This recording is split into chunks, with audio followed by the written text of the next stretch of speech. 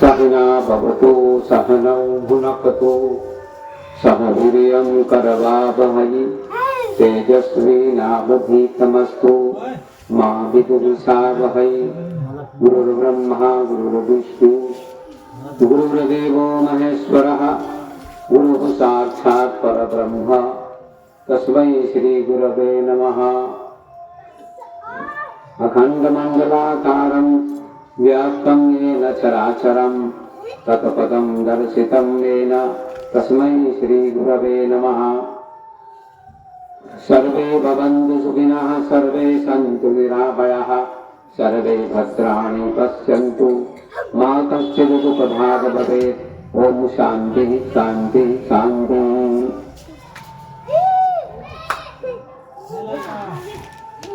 बोलिए सद्गुरुदेव भगवान की संत भगवान की भक्त भगवान की। राजवाड़ा ग्रामवासी भक्त सज्जनों,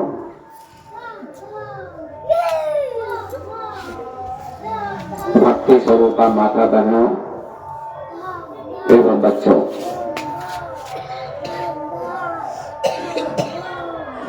कल आप लोगों ने सत्संग का लाभ प्राप्त किया।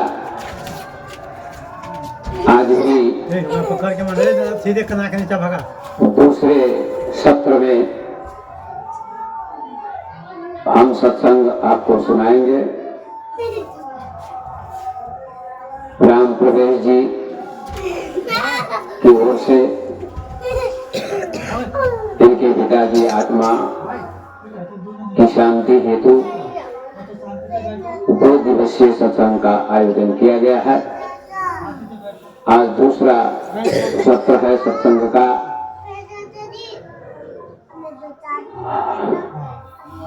हम लोग सत्संग सुनते हैं, क्यों सुनते हैं? मानव जीवन को सार्थक बनाने के लिए। आज का जो प्रसंग है, कल मैंने कहा था कि आज मैं आपको बताऊंगा कि स्वर्ग क्या है, नर्क क्या है और मोक्ष क्या है और श्राद्ध क्यों किया जाता है। इसी की चर्चा आज करूंगा। कोई भी व्यक्ति समाज में मर जाता है, किसी की मृत्यु हो जाती है, तो लोग कहते हैं फला व्यक्ति को स्वर्ग हो गया, मतलब स्वर्गवास हो गया, और किसी को नरक मिलता है। लेकिन ज्यादा लोग यही कहते हैं कि स्वर्गवास हो गया है। अच्छा व्यक्ति भी दुनिया से जाता है, उस व्यक्ति को भी लोग कहते हैं किसी का स्वर्गवास हो गया। और कोई चोर डकैत गलत आदमी भी शरीर छोड़ता है, उसकी मृत्यु होती है, तो लोग कहते हैं उसका भी स्वर्गवास हो गया। ये मान्यता समाज की है, ये धारणा समाज की है कि हर व्यक्ति जब मरता है, किसी की मृत्यु होती है, तो लोग कहते हैं स्वर्गवास हो गया।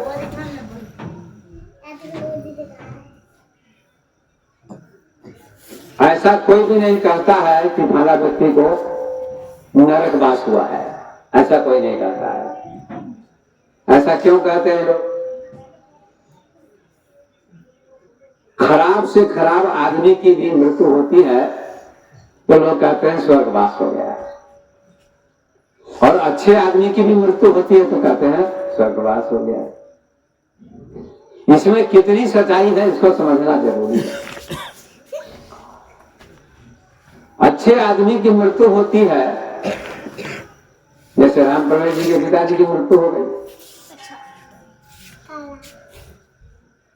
हम कह सकते हैं कि उनका स्वर्गवास हुआ। कोई भी अच्छे व्यक्ति की मृत्यु होती है उस व्यक्ति को कहते हैं लोग स्वर्गवास हो गया, और बुरे व्यक्ति की भी मृत्यु होती है तो भी लोग कहते हैं स्वर्गवास हो गया। इसमें कितनी सच्चाई है इसको जानना जरूरी है। सबको स्वर्ग नहीं मिलता है और सबको नरक नहीं मिलता है। हमारे भारत वर्ष के शास्त्र में 3 प्रकार की धारणा है, 3 प्रकार की मान्यता है, स्वर्ग, नरक और मोक्ष। किसी को स्वर्ग मिलता है, किसी को नरक मिलता है और किसी को मोक्ष मिलता है। इन तीनों शब्दों को आप लोग समझने का प्रयास कीजिए। इन तीनों शब्दों की चर्चा, इन तीनों शब्दों की व्याख्या, इन तीनों शब्दों का खुलासा मैं करता हूं, और इन्हीं 3 शब्दों में सारी दुनिया अटकी हुई है कि किसी को स्वर्ग मिलता, किसी को नरक मिलता, किसी को मोक्ष मिलता है।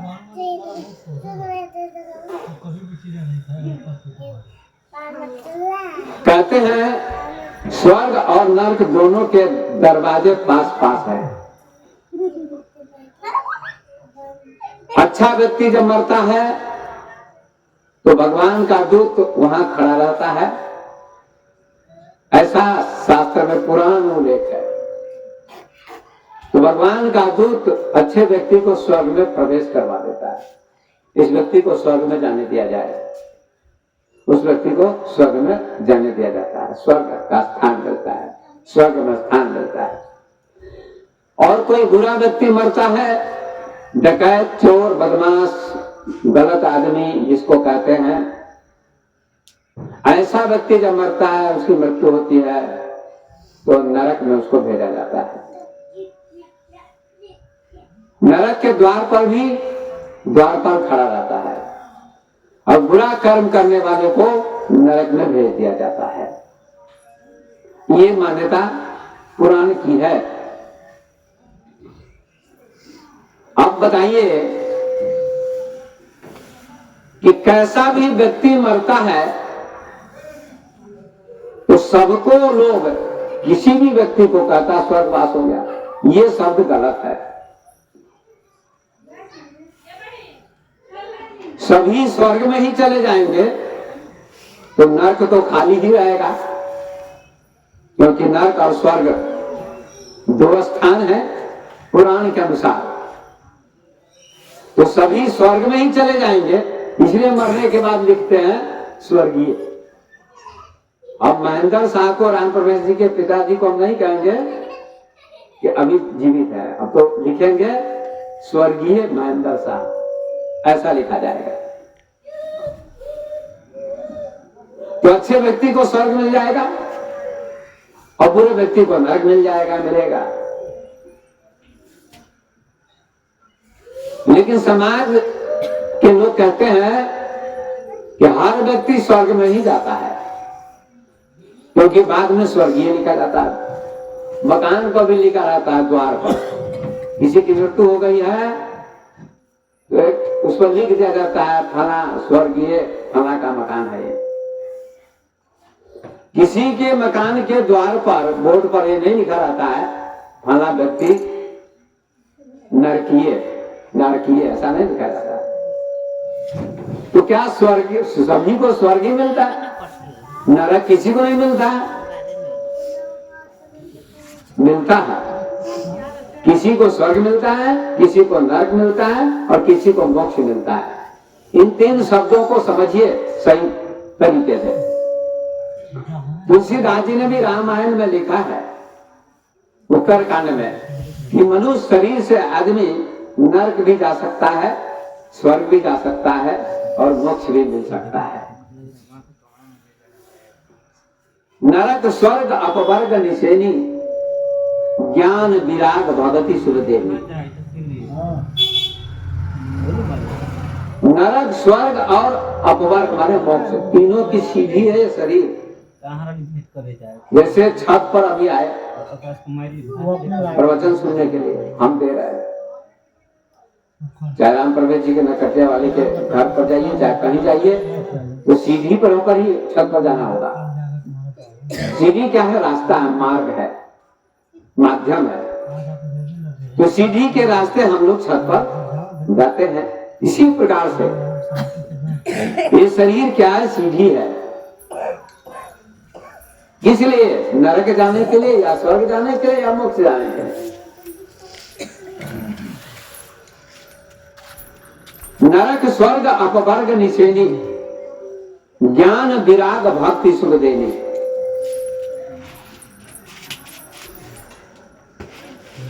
तो स्वर्ग किसको मिलता है? ये सुन लीजिए। स्वर्ग कहीं आकाश में नहीं है, इसको भी समझिए। पुराण में लिखा है, पंडित कथाकार कहते हैं, अच्छा कर्म करने वाले को, पुण्य करने वाले को स्वर्ग मिलता है। ये पुराण में भी लिखा है। 18 पुराण है, भागवत पुराण, शिव पुराण, विष्णु पुराण, ब्रह्मवैवर्त पुराण, गरुड़ पुराण, गणेश पुराण, कई पुराण, 18 पुराण है। सभी पुराणों में चर्चा है कि अच्छा कर्म करने वाले को स्वर्ग मिलता है। जैसे अभी कोई अच्छा पढ़ाई करता है, अच्छी पढ़ाई करता है, बढ़िया अध्ययन करता है, खूब बढ़िया अध्ययन करता है, डॉक्टरी की पढ़ाई करता है कोई, तो डॉक्टर बन जाता है। तो अच्छा पद मिला कि नहीं? डॉक्टर का पद मिल गया। पढ़ाई करके डॉक्टर भी संसार में अच्छा पद है। कोई प्रोफेसर बन जाता है, वो भी अच्छा पद है। कोई इंजीनियर बन जाता है, कोई विधायक, कोई सांसद, कोई मुख्यमंत्री, कोई प्रधानमंत्री, ये सब पद है। इन पदों को अच्छा पद कहते हैं, ये सब अच्छे पद। उन्होंने मेहनत की, परिश्रम किया, तभी अच्छा पद मिला। और समझिए वह स्वर्ग है। डॉक्टर का पद संसार के लिए स्वर्ग है। इंजीनियर का पद, प्रोफेसर का पद, विधायक का पद, सांसद का पद, मुख्यमंत्री का पद, प्रधानमंत्री का पद, क्योंकि उनको जब ये पद मिल जाता है तो कोई मुख्यमंत्री आपके गांव में आ जाए तो हजारों की भीड़ होगी। एक चपरासी आ जाएगा तो कोई भीड़ नहीं होगी। प्रधानमंत्री आ जाएंगे नरेंद्र मोदी तो 50 गांव के लोग इकट्ठे हो जाएंगे। ये क्या है? स्वर्ग का पद मानिए संसार में। कोई बुरा कर्म करता है तो उसको जेल की सजा होती है। चोरी करता है, डकैती करता है, बदमाशी करता है, पकड़ा जाता है तो क्या होता है? जेल की सजा होती है। तो जेल में कोई रहना चाहता है? नहीं रहना चाहता है। जेल भी घर है, लेकिन जेल में क्या है? आपके घर में जेल में अंतर है। जेल में स्वतंत्रता है, स्वतंत्रता नहीं है। आप अपनी मर्जी से खा नहीं सकते, रह नहीं सकते, कहीं जा आ नहीं सकते जेल में। लेकिन घर में जब मन हुआ तो भोजन किया, जब मन हुआ तो सो गए, जब मन होता तो कहीं चले जाते हैं, आते हैं। घर में स्वतंत्रता होती है और जेल में स्वतंत्रता होती है। अंतर इतना ही है। जेल भी घर, आपका घर भी घर, लेकिन दोनों में अंतर है। इसी प्रकार से कोई व्यक्ति मांस खाता है, चोरी करता है, डकैती करता है, हत्या करता है, जो भी गलत गलत काम करते हैं, ऐसे व्यक्ति को नरक मिलता है। नरक का मतलब कि अच्छी योनि नहीं मिलेगी, अच्छा शरीर नहीं मिलेगा मरने के बाद। यह हमारा शास्त्र कहता है। क्या मिलेगा? कैसा शरीर मिलेगा? पशु पक्षी का शरीर मिल जाएगा। ये गीता में भी लिखा है। ऊर्ध्वं गच्छन्ति सत्वस्था मध्य तिष्ठन्ति राजसा जघन्य गुण वृत्ति स्था अधो गच्छन्ति तामसा। भगवान कृष्ण अर्जुन से कहते हैं 14वें अध्याय में, अर्जुन उत्तम कर्म करने वाला व्यक्ति, सतोगुण में रहने वाला व्यक्ति देवलोक को प्राप्त होता है, देव योनि में जाता है, मैंने स्वर्ग मिलता है, ये कह रहे हैं। और उत्तम कर्म करने वाला, उत्तम कर्म कौन करता है? बुद्ध, महावीर, कबीर, नानक, साधु, संत, बड़े बड़े ज्ञानी, उनको कहता है उत्तम कर्म करने वाले। 24 घंटे समाज की सेवा में ही लगे रहते हैं। 24 घंटे कथा, प्रवचन, योग, ध्यान, भक्ति में अपना जीवन बिता देते हैं, तो उनको कहते हैं उत्तम कर्म करना। उनको देव योनि मिलती, मतलब देवता। स्थान। मध्यम कर्म करने वाले को, मध्यम मतलब कुछ पुण्य भी करता है कुछ पाप भी करता है, उसको कहते हैं मध्यम कर्म करने वाला। उत्तम कर्म करने का अर्थ होता है केवल पुण्य करना ज्यादा। जैसे बुद्ध, महावीर, कबीर, नानक, बड़े बड़े महापुरुष 99% अच्छे कर्म करके ही गए। शायद 1% कुछ कमी हो गई, वो अलग बात। ऐसे लोगों को स्वर्ग मिलता है, ऐसा कहते हैं, गीता कहती है उत्तम गच्छन्ति सत्वस्था। सत्वगुण में जीने वाले व्यक्ति को, पुण्य कर्म करने वाले को, ज्यादा पुण्य कर्म करने वाले को क्या देवलोक मिलता है, और मध्यम कर्म करने वाले को, मतलब कुछ पाप कुछ पुण्य दोनों बराबर जिनके होते हैं, उनको मनुष्य का शरीर मिलता है। मनुष्य का शरीर पाप पुण्य दोनों का मिश्रण है। मध्य तिष्ठन्ति राजसा, रजोगुण में शरीर छोड़ने वाला व्यक्ति मनुष्य होता है, और अधो गच्छन्ति तामसा, और कीड़े मकोड़ों की योनियों में जाना पड़ता है कुछ लोगों को। अब कीड़ा मकोड़ा में कौन जाना चाहता है? कोई जाना चाहता है? किसी को झगड़ा में कहा जाता है कोई तू कुत्ता है, बड़ा गुस्सा आएगा उसको, हमको कुत्ता कहेगा। लेकिन कुत्ते जैसा काम करता है तो कुत्ता उसको कहते चलो कुत्ता कहीं का, ये गाली ही ना है, अच्छा सब तो नहीं है। तो कोई कुत्ता होना नहीं चाहता, इसका मतलब कुत्ता खराब योनि है। कुत्ता खराब योनि है तभी तो कुत्ता कोई नहीं होना चाहता। वास्तव में कुत्ता खराब योनि है। आप अपनी आंखों से देख रहे हैं, कुत्ता नग्न ही रहता है, गंदा खाता है, इसलिए नीच योनि है। वो क्या है? कुत्ता, घोड़ा, गधा, हाथी, कीड़ा मकोड़ा, जो भी है मनुष्य को छोड़कर सब क्या है? तमोगुणी योनि है।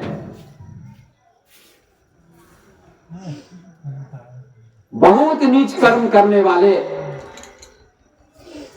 इन्हीं योनियों में चले जाते हैं, ऐसा भगवान कृष्ण कहते हैं। ऊर्ध्वं गच्छन्ति सत्वस्था, मध्ये तिष्ठन्ति राजसा, जघन्य गुण वृत्तिस्था, अधो गच्छन्ति तामसा। नीच का केवल पाप ही ज्यादा करता है, पाप ही ज्यादा करता है, 99% पाप 1% पुण्य, ऐसे व्यक्ति को कीड़े मकोड़े में जाना ही ऐसा गीता कहती है। और 50% पाप और 50% पुण्य, ऐसे व्यक्ति को क्या मिलता है? मनुष्य का शरीर मिलता है। और 100% जो पुण्य करता है, ऐसे व्यक्ति को देवलोक मिलता है, देवता बनता है, ऐसा गीता कहती है। तो स्वर्ग किसको मिलता है? ज्यादा पुण्य करने वाले को स्वर्ग मिलता है। याद रखिएगा, पुण्य और पाप बराबर करने वाले व्यक्ति को मनुष्य का शरीर मिलता है, और ज्यादा पाप करने वाले व्यक्ति को पशु पक्षी कीड़े मकोड़े का शरीर मिल जाता है। अब आप लोग निर्णय करिएगा, सोचिएगा कि हमको कैसा कर्म करना चाहिए। ये आप लोगों के ऊपर, समाज के ऊपर निर्भर है। तो स्वर्ग की कामना लोगों की है कि हमको स्वर्ग मिले।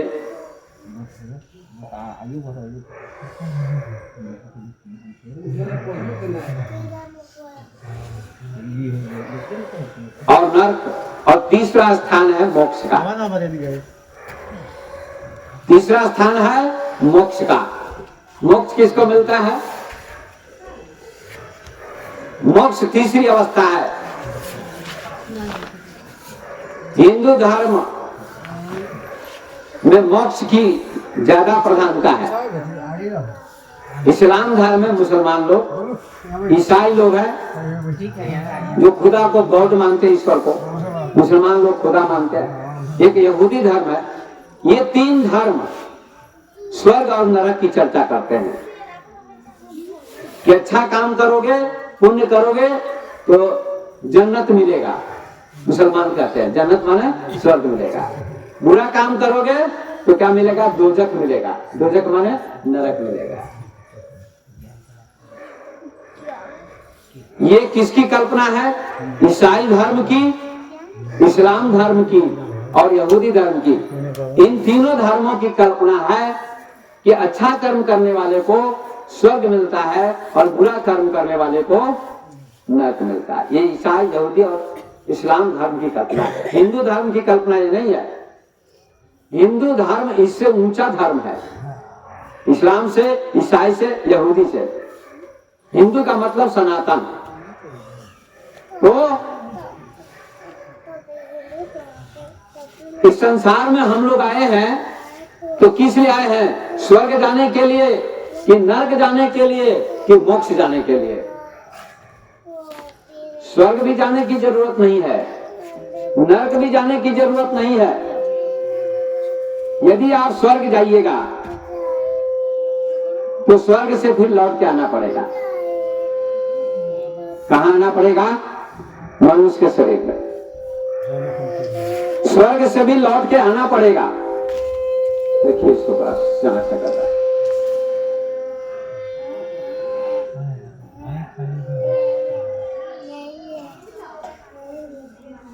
स्वर्ग से भी लौट के आना पड़ेगा, इसलिए स्वर्ग में जाने की क्या जरूरत है? स्वर्ग में जाने की जरूरत नहीं है। स्वर्ग क्या एक पद है? अभी कहा ना हमने, प्रधानमंत्री का पद, राष्ट्रपति का पद, मुख्यमंत्री का पद संसार में क्या है? स्वर्ग की तरह एक पद है। लेकिन प्रधानमंत्री का पद भी तो छूट जाता है 5 साल के बाद, 10 साल के बाद, 15 साल के बाद। अभी नरेंद्र मोदी 3 बार जीत गए। चाहे कोई भी अच्छा आदमी ज्यादा जीतता है, लेकिन कभी न कभी तो पद छोड़ना पड़ेगा, पद से हटना पड़ेगा, ये निश्चित है। लेकिन एक ऐसा पद है जिस पद से कभी हटने की जरूरत नहीं है। वो कौन पद है? वो है संत का पद। प्रधानमंत्री से भी बड़ा पद संत का पद है, ज्ञानी का पद है। इस पद से कभी हटने की जरूरत नहीं है। इसलिए रामायण में तुलसीदास जी ने लिखा है, गिरिजा संत समागम समन लाभ कछुआन, अबिनु हरि कृपा सो हो ही नहीं, गावहि वेद पुराण। गिरिजा संत समागम, ध्यान से सुनिए। तुलसीदास जी कहते हैं, यहाँ शंकर जी पार्वती जी से कहते हैं, भगवान शंकर पार्वती जी से कहते हैं, पार्वती संतों के समागम के समान कोई भी लाभ दुनिया में नहीं है। देखिए कितना सुंदर कहते हैं। सबसे बड़ा लाभ क्या है? व्यापार में लाभ होता है? नहीं। दुकान से लाभ होता है? नहीं। होता है कि नहीं? होता है। खेती से लाभ होता है? होता है कि नहीं? नौकरी से लाभ होता है? होता है कि नहीं? होता है। लेकिन सबसे बड़ा लाभ तुलसीदास जी कहते हैं, भगवान शंकर यहाँ कहते हैं, लेखक तुलसीदास जी, संवाद शंकर पार्वती का। सबसे बड़ा लाभ कौन सा लाभ है? संत का समागम। अभी जो आप बैठे हुए हैं, ये संत का समागम है। कहीं भी संत का समागम वो सबसे बड़ा लाभ है। गिरिजा संत समागम। देखिए सो रही है इतनी जल्दी पीछे, ये आपके पीछे लोग। ऐसे मत बैठिए, ऐसे मत बैठिए, ऐसे बैठिए ना सत्संग में, है ना। ज्यादा ठंडी तो अभी नहीं है, और सत्संग सुनने से ठंडी भी भाग जाती है, ताजगी आएगी। और ये कितनी देर में नींद आने लगी, गजब की बात है। ट्रेन में सभी सो जाते हैं, बेचारा एक नहीं सोता है, ड्राइवर सोता है। आज ड्राइवर भी सो जाएगा तो क्या हो जाएगा? अच्युतम केशवम राम नारायण, एक्सीडेंट हो जाएगा।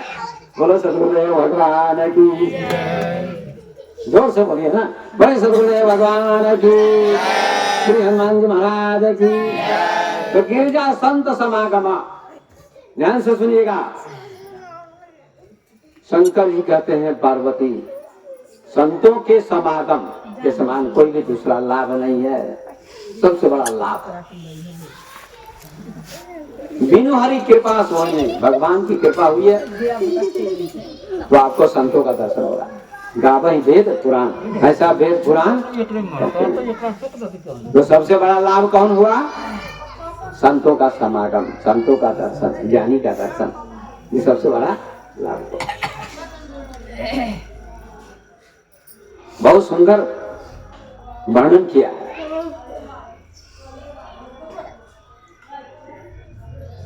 तो मुसलमान कहते हैं स्वर्ग मिलेगा, जन्नत मिलेगा। मुसलमान भी, यहूदी भी, ईसाई भी, ये तीन धर्म बहुत प्रसिद्ध हो गए पश्चिम में। हिंदुस्तान में भी मुसलमान है।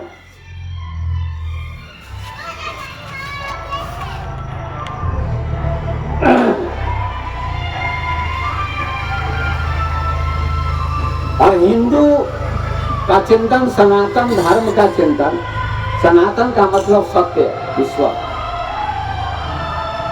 इस सनातन धर्म में वेद में, उपनिषद में, कबीर साहब के ग्रंथ में, भागवत में एक बात लिखी हुई है कि आपको स्वर्ग जाने की कोई जरूरत नहीं है, स्वर्ग से लौटना पड़ेगा। स्वर्गम स्वल्प अंत दुखदाई, यही तन फलकर विषय न भाई। ये शरीर स्वर्ग जाने के लिए नहीं मिला है, ये शरीर स्वर्ग जाने के लिए नहीं मिला है, और ये शरीर नरक जाने के लिए भी नहीं मिला है। लेकिन लोग ऐसा काम करते हैं कि कुछ स्वर्ग चले जाते, कुछ नरक चले जाते हैं। वो आपके ऊपर निर्भर है कि आप स्वर्ग जाना चाहते हैं या नरक जाना चाहते हैं या मोक्ष जाना चाहते हैं। ये तीन अवस्थाएं हैं। अगर आप बुरे बुरे कर्म जिंदगी भर करेंगे तो आपको नरक निश्चित है, माने नीच योनि। नरक माने नीच योनि, कुत्ता, बिल्ली, घोड़ा, गधा आदि। इसमें इन योनियों में जाना निश्चित है, कोई बचा नहीं पाएगा। आपके घर में भैंस है, गाय है, फिर भी आप भैंस गाय होना चाहेंगे? नहीं होना चाहेंगे। भैंस की योनि, गाय की योनि, गाय का शरीर, कुत्ते का शरीर, इसमें कोई जाना नहीं चाहेगा। क्या कोई जाना चाहेगा? आप लोगों से कोई नहीं। क्या होना चाहता है? क्या होना चाहेंगे आप लोग? मनुष्य का शरीर। क्या कैसा शरीर मिलना चाहिए? मनुष्य का शरीर। क्योंकि सत्संग, प्रवचन, कथा कौन शरीर सुनता है?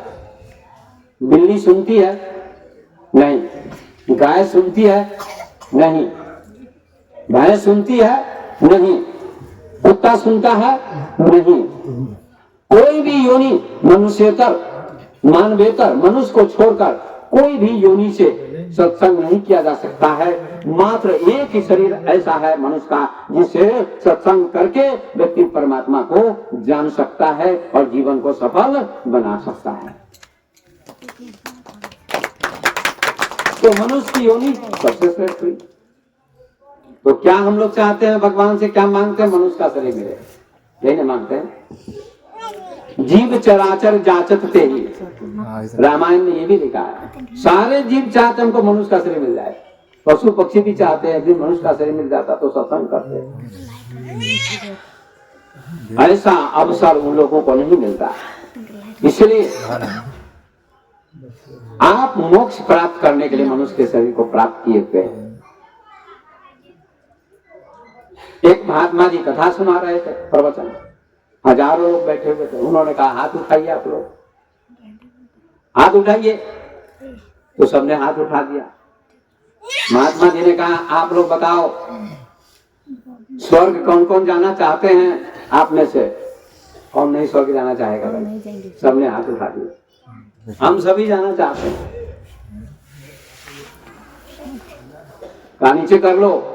फिर कहते हैं नरक कौन जाना चाहता है? कौन कौन? नरक जाने के लिए कौन सा हाथ उठाएगा भाई? नरक जाने के लिए, जेल जाने के लिए कौन तैयार होगा? तैयार होगा कोई नहीं, मगर मजबूरी में जेल जाना पड़ता। कभी कभी गलत करेगा जाना पड़ेगा। कभी कभी महात्मा को भी जाना पड़ता है, गांधी जी को भी, ओशो को, है ना। जब बड़े बड़े कबीर को भी जेल में जाना पड़ा। तो गलत लोग कभी कभी महात्मा को भी डाल देते हैं। उनको समझ में नहीं आता है तो महात्मा को गलत मान के डाल देते हैं। ऐसा भी कभी कभी होता है। लेकिन जेल में जाना कोई चाहता नहीं है, सवाल ये है। ठीक है। तो महात्मा जी कहते हैं नरक कौन कौन जाना चाहता है? हाथ उठाओ। किसी ने हाथ नहीं उठाया। एक आदमी ऐसा था न नरक जाने के लिए हाथ उठाता है, न स्वर्ग जाने के लिए हाथ उठाता है। फिर महात्मा जी कहते हैं अब हाथ उठाओ, स्वर्ग कौन, मोक्ष कौन कौन जाना चाहता है?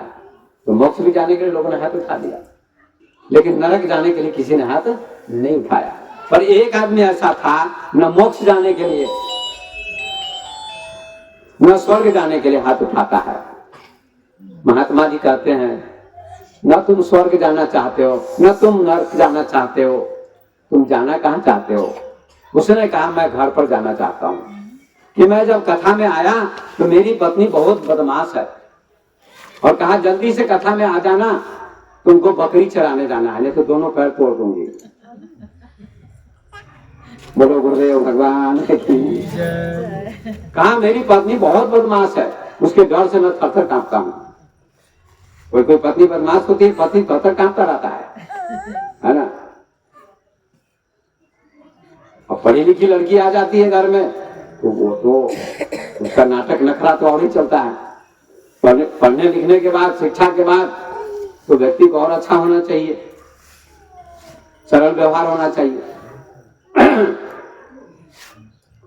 तो महात्मा जी से वो व्यक्ति कहता है न मैं स्वर्ग जाऊंगा न मैं नरक जाऊंगा। तो स्वर्ग भी आपको जाना नहीं है, न आपको नरक जाना है। आपको जाना कहां है? क्योंकि मरना तो तय है, मरना तो तय है, मकान छूटेगा। जैसे अभी राम प्रवेश जी के पिताजी चले गए, उनके नाम पर सत्संग हो रहा है, चले गए सब कुछ छोड़कर, बाल बच्चों को छोड़कर अकेले गए ना। जाना तो पड़ेगा सबको, हमको भी एक दिन जाना है, आपको भी एक दिन जाना है, जाना तो पड़ेगा, तय है। अवश्यम भावी। दुनिया में सबसे बड़ा आश्चर्य है क्या? हम लोग पढ़ते थे स्कूल में तो कहते हैं 7 आश्चर्यजनक चीज है। चीन की दीवार, ताजमहल, मिस्र का पिरामिड, इस प्रकार से 7 आश्चर्यजनक चीज है। ताजमहल जैसा दूसरा ताजमहल नहीं बना है अभी तक। तो जिसने ताजमहल बनाया उसका हाथ काट लिया गया है कि अगर इसका हाथ रहेगा तो दूसरा ताजमहल तैयार कर देगा। सोचिए गलत किया कि नहीं गलत किया, कि ऐसा ताजमहल कोई नहीं होना चाहिए। दुनिया का आश्चर्यजनक चीज ताजमहल है। सभी लोग ध्यान से सुनिए। ताजमहल को देखने के लिए विदेश से लोग आते हैं, हजारों लोग, हम भी गए थे देखने के लिए। आगरा में ताजमहल है, हजारों लोग आते हैं। आश्चर्यजनक चीज है। आश्चर्य समझते हैं ना? नहीं समझते हैं। आश्चर्य का मतलब कि आपका बेटा यदि फर्स्ट करके आता है, स्टूड करके आता है, स्कूल में पास करके फर्स्ट, तो लोग कहते हैं आहा हा आश्चर्य है, कितना बढ़िया पढ़ाई, कितनी अच्छी पढ़ाई की है, वो आश्चर्य है। कोई गांव में कलेक्टर बन जाए तो लोगों को आश्चर्य होता है, अरे फला का बेटा गरीब था, वो डीएम कैसे बन गया, कलेक्टर कैसे बन गया, इसी का नाम आश्चर्य है। समझ गए? कोई गरीब का बेटा अगर प्रोफेसर हो जाए, प्रधानमंत्री बन जाए तो आश्चर्य नहीं वाला होता, अरे बाप रे बाप, वो गरीब का बेटा प्रधानमंत्री। नरेंद्र मोदी को लोग क्या कहते, चाय बेचते थे और वो प्रधानमंत्री बन गया, लोग आश्चर्य करते हैं ना, इसी का नाम आश्चर्य है। समझ गए? आश्चर्य, दुनिया में सबसे बड़ा आश्चर्य क्या है? तो महाभारत में एक प्रसंग है कि 5 भाई पांडव वन वन भटक रहे थे। वनवास मिला था 12 साल। प्यास लगी 5 भाइयों को। युधिष्ठिर कहते हैं सबसे छोटे भाई सहदेव को, सहदेव पानी ले आओ, बगल में सरोवर है, तालाब है। सहदेव जाता है पानी लेने। जब पानी लेता है ऐसे हाथ में, अंजलि में, और पीना चाहता है तो आवाज आती है। पेड़ पर एक यक्ष रहता था, आवाज आती है ठहरो, हमारे प्रश्न का उत्तर दे दो तो पानी पीना, नहीं तो तुम्हारी मृत्यु हो जाएगी। लेकिन इतनी प्यास लगी थी कि सहदेव ने सुनी नहीं उसकी बात और पानी पी लिया, वो वहीं धराशायी हो गए। महाभारत में तो लिखा है कि मर गया सहदेव, ऐसा लिखा है, लेकिन मरा नहीं, इसका अर्थ है कि बेहोश हो गया। अगर मरा हुआ आदमी जीवित हो नहीं सकता है, सृष्टि का नियम है। फिर उसके बाद नकुल गया, नकुल से भी यही प्रश्न पूछा मेरे प्रश्न का उत्तर दे दो तो पानी पीना, नहीं तो मर जाओगे। उसने भी ध्यान नहीं दिया, पी लिया और गिर गया। फिर अर्जुन जाता है, अर्जुन ने भी ऐसा ही किया, वो भी गिर गया। भीम जाता है, उससे भी प्रश्न पूछता है, यक्ष था पेड़ पर, उसको श्राप मिला था, जो मेरे प्रश्न का उत्तर दे देगा तो यक्ष योनि से मेरा छुटकारा हो जाएगा। जैसे भूत प्रेत होता है, लोग मानते ना, इसी प्रकार से कहते यक्ष योनि होती है। श्राप लगा था कि यक्ष का शरीर मिल जाएगा। तो भीम भी पानी पी लेते हैं। इतनी प्यास लगी थी चारों भाइयों को कि चारों भाई धराशायी हो गए, गिर गए। लिखा महाभारत में कि चारों भाई मर गए। अंत में युधिष्ठिर स्वयं जाते हैं और उन्होंने भी पानी लिया अंजलि में और पीना चाहा, क्योंकि कोई पात्र तो था नहीं बर्तन, तो अंजलि में ही हाथ लेते पीना चाहते। फिर आवाज आती है, ठहरो, हमारे प्रश्न का उत्तर दे दो, नहीं तो तुम्हारे चारों भाइयों की जो दशा हुई है वही दशा तुम्हारी होगी, तुम भी मरोगे। युधिष्ठिर ने कहा ठीक है, आप प्रश्न करिए। युधिष्ठिर धैर्यवान थे। युधिष्ठिर का अर्थ क्या होता है? युद्ध में स्थिर रहने वाले व्यक्ति को युधिष्ठिर कहा जाता है। इतना युद्ध हुआ महाभारत का, लेकिन युधिष्ठिर शांत रहते थे, घबराते थे नहीं जल्दी, इसलिए उनका नाम पड़ा युधिष्ठिर। युधिष्ठिर कहते हैं क्या आपका प्रश्न है, करिए। यक्ष कहता है युधिष्ठिर बताओ आश्चर्य क्या है, अचरज क्या है, अचरज क्या है दुनिया में, इसी का उत्तर दे दो। बहुत सारे प्रश्न किए, लेकिन एक प्रश्न है, अचरज क्या है सबसे बड़ा दुनिया में? तो युधिष्ठिर उत्तर देते हैं, ज्ञानी थे युधिष्ठिर, विद्वान। युधिष्ठिर कहते हैं अन्य हानि भूतानि गच्छन्ति है यमालयम अप्रस्थातुम इच्छन्ति किम आश्चर्य मतः परम। कि लोग रोज मरते हैं, युधिष्ठिर कहते हैं रोज लोगों की मौत होती है, कोई न कोई मरता है। आज भी किसी की मृत्यु हो गई राजबाड़ा में, है ना? तो कोई न कोई रोज मरता है।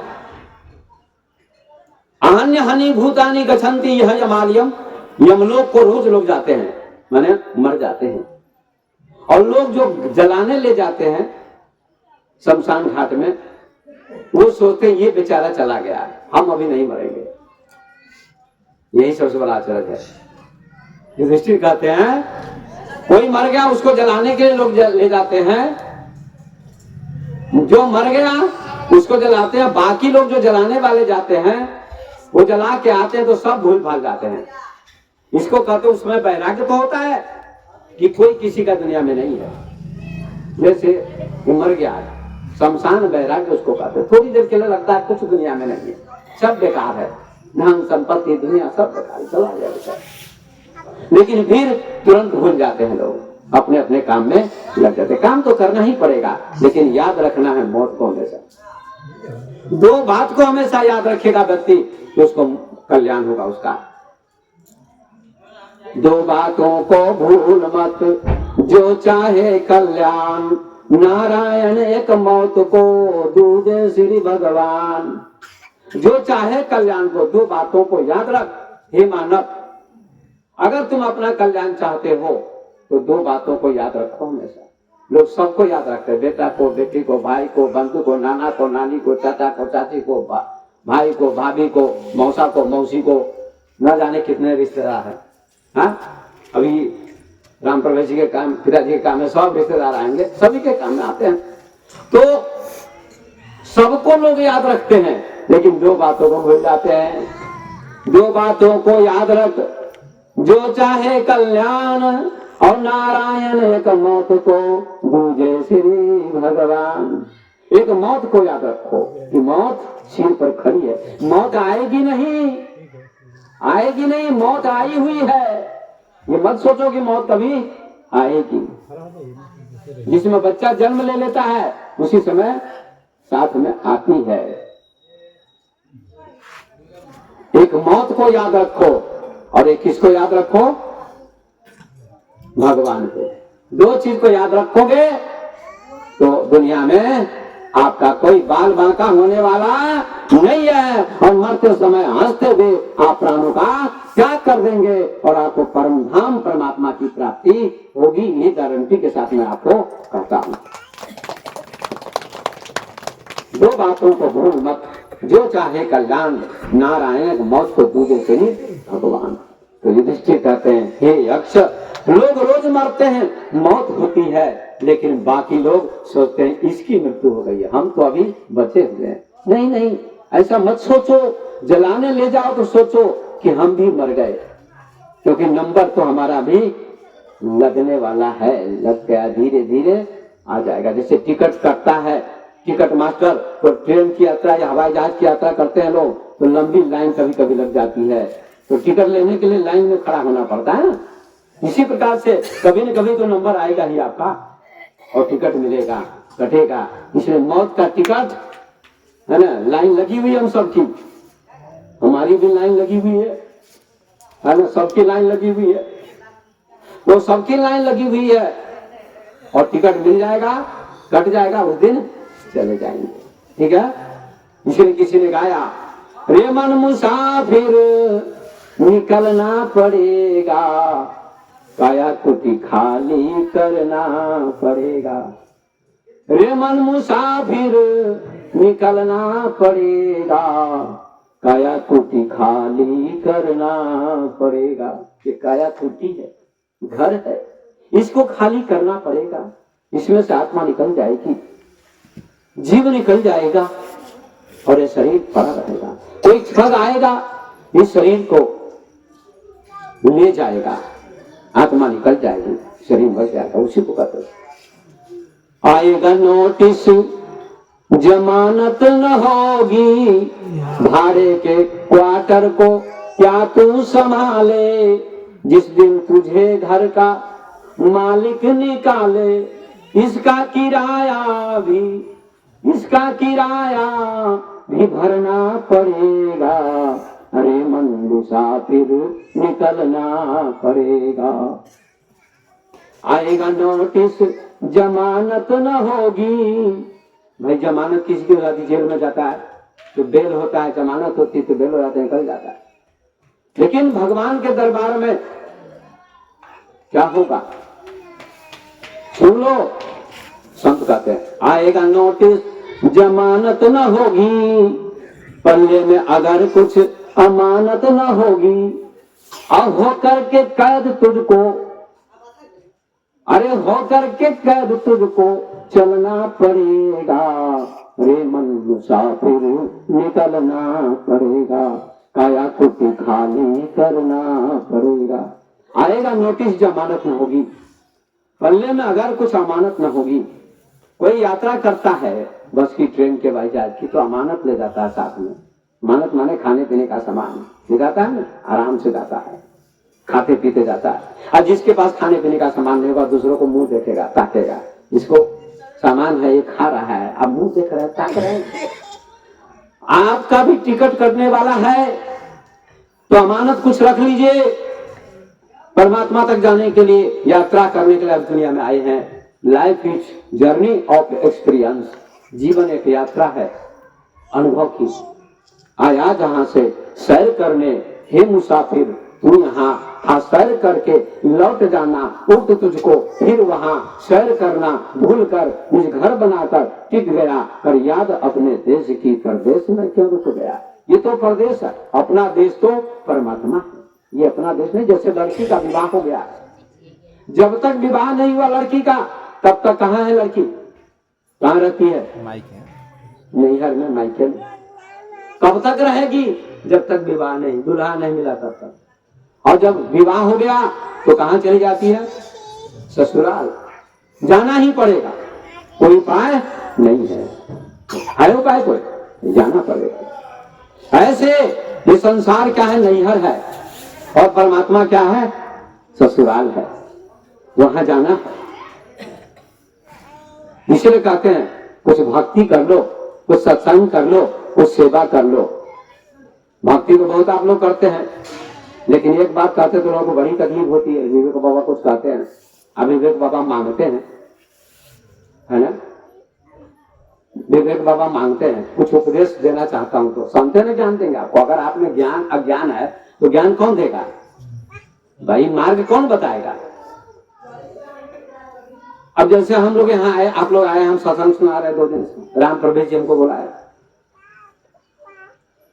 तो हम दिल्ली गए थे पिछले साल, उत्तर प्रदेश गए थे, फिर दिल्ली भी इनके यहाँ 1 महीना रहे राम प्रवेश जी के, फिर उसके बाद चले गए दिल्ली, वहां से फिर हरियाणा गए और दिल्ली में और जगह गए। तो सत्संग होता था सब जगह बुला बुला के, तो ऐसे सत्संग लोग सुनते थे। तो सत्संग सुनते थे, तो सत्संग के बाद क्या होता था, सब लोग सत्संग, तो आरती होती थी, तो आरती में अब एक बात मैं कहता हूं, तो आप लोगों को यहाँ बड़ी दिक्कत होती है। विवेक बाबा कहते हैं, फाना बाबा नहीं कहते हैं। अरे वो भी कहते हैं, कोई भी संत उपदेश देते हैं अगर कि कुछ करो तो अच्छाई के लिए ही कहते हैं ना। तो आरती होती है तो नियम होता है, वहां देखा मैंने दिल्ली में, हरियाणा में जब गया, तो आरती के बाद सब प्रणाम करने जब आते थे, तो आरती में कुछ न कुछ डालते थे। अब यहाँ डालने की बात अब कई बार हम कह चुके हैं, बार बार कहने की जरूरत नहीं है। अब जैसे आरती होती है तो क्या है, 1 रुपया 1 रुपया सभी डालते हैं, 1 रुपया है ना, 1 रुपया डालते हैं ना, 1 रुपये का सिक्का, कि ज्यादा नहीं कहीं चल जाए, उसमें ज्यादा नहीं कहीं चल जाए। आप प्रवचन सुन रहे 2 घंटे से, मगर अगर हम 10 रुपए का नोट डाल दे, 50 रुपए का डाल दे, तो वहां देख रहे थे हम कि 10 रुपए का, 50 रुपए का, 100 रुपए का नोट डालते थे। जितने लोग, तो कोई खाली नहीं आरती देता था, और प्रणाम करने आता था, है ना, वो भी कुछ ना कुछ डालते थे, देते थे। एक पंजाब की महिला थी, बुढ़िया, बहुत धनी थी, करोड़पति, तो बड़ी कंजूसनी थी, है ना, एक बड़ी कंजूसनी, चमड़ी जाए तो जाए, दमड़ी न जाए, ऐसे लोग भी है दुनिया में, है कि नहीं है? तो एक दिन कथा सुनने गई, वो भागवत कथा हो रही थी, हजारों की भीड़ लगी है। लोगों ने कहा, माता जी आप इतनी धनी बनी, कुछ दान पुण्य कर लो, मरने के बाद वही साथ में जाएगा। क्या जाएगा, धन संपत्ति जाएगी। बुढ़िया ने कहा, ठीक है कहते हो, आज दान दूंगी मैं। 1 रुपए का चांदी का सिक्का लेके गई, पुराना जमाना, चांदी का रुपया, डॉलर, है ना, पहले चांदी का पैसा होता था, चांदी का रुपया लेकर हाथ में गई। कौन महीना था, मई का महीना, मई के महीने में बड़ी गर्मी पड़ती है, जेठ का महीना, हजारों लोग कथा सुन रहे हैं, पंखा चल रहा है, सुन रहे हैं, और बुढ़िया हाथ में पैसे रखी हुई, मुट्ठी बंद करके, ये कथा समाप्त होगी तो दान पात्र में जाके डाल देती। दान पात्र रखा रहता वहां, 10 रुपए, 5 रुपए, 20 रुपए, 50 रुपए, 100 रुपए, जो भी जिसको जिसकी इतना उचित इच्छा होती डाल देता है। तो कथा जब समाप्त हुई, तो बुढ़िया के हाथ में चांदी का एक वही पैसा था, रुपया था, सिक्का। तो बुढ़िया ने मुट्ठी खोली, तो देखा बुढ़िया का जो हाथ था, मुट्ठी थी, वो पसीने से भीग गई थी, और पैसा भी जो था उसमें पसीना चला गया था, भीग गया था पैसा भी। तो बुढ़िया कहती, रे बेटा, पैसा को कहती है, रे बेटा तू काहे रो रहा है, भगवान के दरबार में नहीं जाना चाहता तो चल घर में ले चलती हूँ।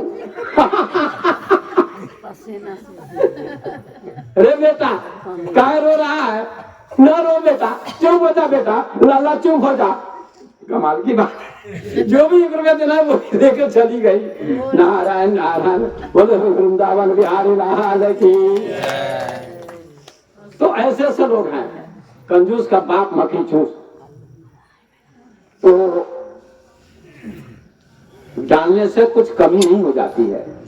जिस गुरु महापुरुष का हम सत्संग सुनते हैं, हमारा काम है जब सत्संग सुनते हैं, स्कूल में बच्चा पढ़ता है तो क्या फ्री पढ़ता है? नहीं। डॉक्टर के यहाँ जाते इलाज कराने, क्या फ्री इलाज करते हैं डॉक्टर? हम भी गए थे कल परसों अल्ट्रासाउंड कराने के लिए, तो डॉक्टर ने हमसे फीस नहीं लिया, फीस नहीं लेते, पहचानते हमको, मानते वो, प्रणाम भी करते हैं, मगर अल्ट्रासाउंड का पैसा तो लगा, 1400 रुपये अल्ट्रासाउंड का पैसा लगा, जिसमें 400 रुपये छूट करवा दे, है ना। डॉक्टर साहब ने कहा 400 रुपये बाबा से नहीं लेना, 1000 लेना, 1000 लिया, लेकिन फिर भी 1000 तो लिया, दवा के पैसे लगे। तो पैसे डॉक्टर के यहाँ जाते तो पैसे तो देने पड़ते हैं, तभी इलाज होता। तो हम भी तो डॉक्टर हैं, वेतन संत को भी मिलना चाहिए। अमेरिका में वेतन मिलता है पादरी लोगों को, ईसाई पादरी को 1 लाख, 2 लाख, 3 लाख वेतन मिलता है, लेकिन यहाँ नहीं मिलता है। तो लोग कहते हैं बाबा को तो वेतन से भी ज्यादा मिलता है। कहाँ मिलता है वेतन से ज्यादा? नहीं मिलता। हमारे पास अब एक गाड़ी भी नहीं, मोटरसाइकिल भी नहीं है। सोचिए, हमारे जैसे पढ़े लिखे व्यक्ति को जहां भी जाता हम लोग खुश होते प्रवचन से,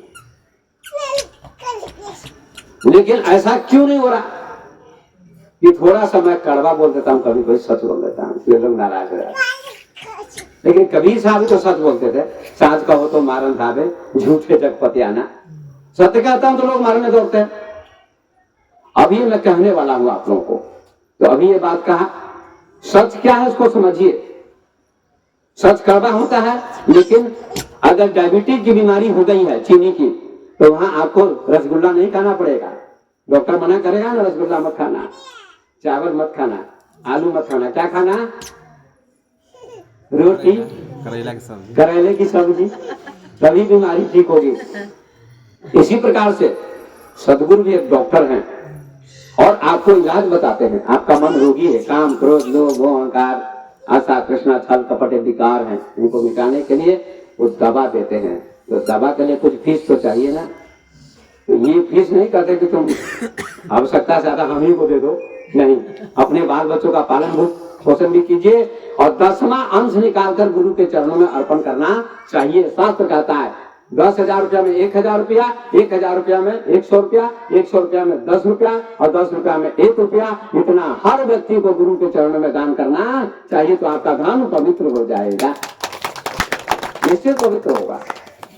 तो आइए, मैं कह रहा था आएगा नोटिस जमानत न होगी, पल्ले में अगर कुछ अमानत न होगी, हो करके तय कैद तुझको चलना पड़ेगा, रे मन मुसाफिर निकलना पड़ेगा। यमराज का दूत आएगा, हाथ में कड़ी लगा के ले जाएगा, उसमें क्या करेगा? पुलिस आती है, औरत कड़ी लगा के ले जाती है ना कभी कभी, ऐसे ही आएगा और ले जाएगा। तब क्या करोगे? अब आगे कहते हैं, मेरी मत मानो यमराज तो मनाएगा, तेरा कर्म दंड देकर तुझे भोगाएगा, अरे घोर नरक दुख सहना पड़ेगा, रे मन मुसाफिर निकलना पड़ेगा। हमारे एक महात्मा है कबीरपंथी असंग देव जी, एक और महात्मा, वो गाते तो गाते, आप लोग भी गाइए, अपने मन को वाणी को पवित्र करिए। गीत गाती महिला सब रात को शादी विवाह में 2-2 बजे रात को, और गाली देती रहती है। जो गाली नहीं देनी चाहिए, जो शब्द नहीं बोलना चाहिए, वो सब बोलती रहती है। ऐसा ऐसा गंदा शब्द भी बोलती है, लेकिन लोग खूब मजे से सुनते रहते हैं। तो सुनता कि विवाह में जो भी चले सब ठीक है, और यहाँ सत्संग में गाने के लिए बड़ी परेशानी होती है, शर्म आती है। सत्संग में भी जाना चाहिए। आए पूछेगा हाकिम तो क्या तुम कहोगे, पूछेगा हाकिम तो क्या तुम कहोगे, पापों की अग्नि में जलना पड़ेगा, रे मन मुसाफिर निकलना पड़ेगा, काया कोटि खाली करना पड़ेगा। कहे गीतानंद फिरेगा तू रोता, कहे गीतानंद फिरेगा तू रोता, लख 84 में खाएगा गोता, फिर जन्मना, फिर जन्मना और मरना पड़ेगा, रे मन मुसाफिर निकलना पड़ेगा, काया कोटि खाली करना पड़ेगा। गीतानंद बाबा ने भजन लिखा है, हरिद्वार के गीतानंद थे, उन्होंने भजन लिखा। कहे गीतानंद फिरेगा तू रोता, यमराज की जब अदालत चढ़ोगे, पूछेगा हाकिम तो क्या तुम कहोगे। अदालत में खड़ा होना पड़ता है कभी कभी ना, डुमरा कोर्ट में, तो पूछता है वकील जज क्या हुआ, वही ना न्याय होता है, न्यायाधीश करते हैं न्याय। परमात्मा न्यायाधीश है, वहां जजमेंट होता है, आपने क्या किया, अच्छे बुरे कर्मों का फैसला होगा। पूछे यमराज की जब अदालत चढ़ोगे, यमराज की अदालत में जाना पड़ेगा, पूछेगा हाकिम तो क्या तुम कहोगे, फिर क्या कहोगे। अगर अच्छा काम न किया, अगर भक्ति नहीं की, अगर सत्संग नहीं किया, आत्मा को नहीं जाना, भक्ति योग सत्संग न किया, अच्छा काम न किया, तो पूछेगा तो फिर तुम क्या कहोगे? पापों की अग्नि में जलना पड़ेगा। कहे गीतानंद फिरेगा तू रोता। गीतानंद जी कहते हैं रोना पड़ेगा तो अंत में। 184 में खाएगा गोता और 84 लाख योनि में जाएगा तो रोएगा कि नहीं रोएगा? रोएगा। कुत्ता रोता है, बैल रोता है, गाय रोती है, हाथी रोता है, सारे प्राणी रो रहे हैं। क्यों रो रहे हैं? हमको मनुष्य का शरीर नहीं मिला इसलिए रो रहे हैं।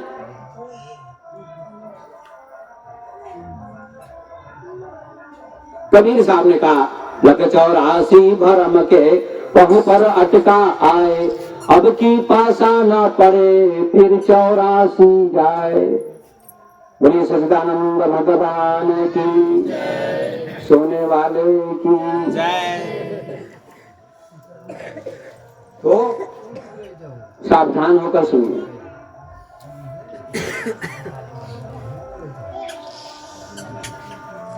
स्वर्ग जाने की जरूरत नहीं है, याद रखिएगा।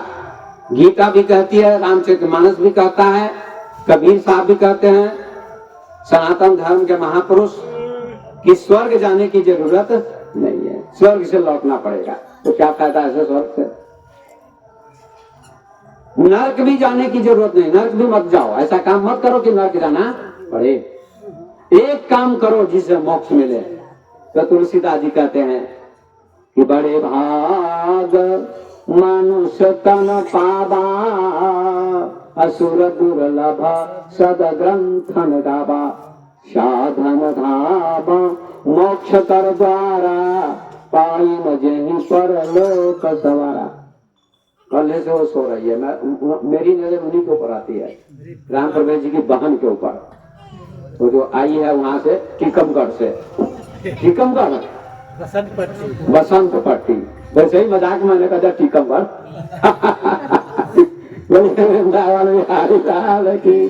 सब दूर से बोलिए।